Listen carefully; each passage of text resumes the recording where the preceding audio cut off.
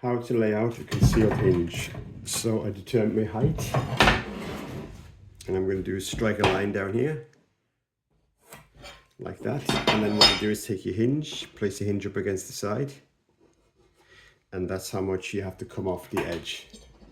So it's the thickness of what that capping is. So what I'll do is I'll set my drill on here now. I've already done one. So find the center point, bring it in, slide it along, and line up the outer edge of the cutter with that pencil mark that I've done on there. So if I do it from this side, just to double check.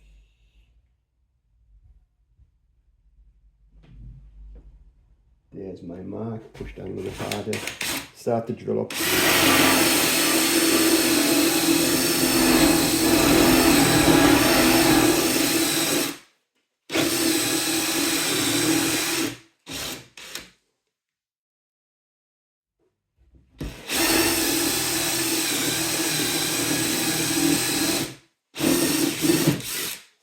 And then just literally drill it out.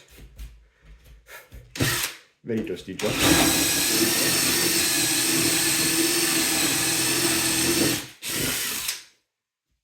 Get it to the depth that you need and plunk it in. Done.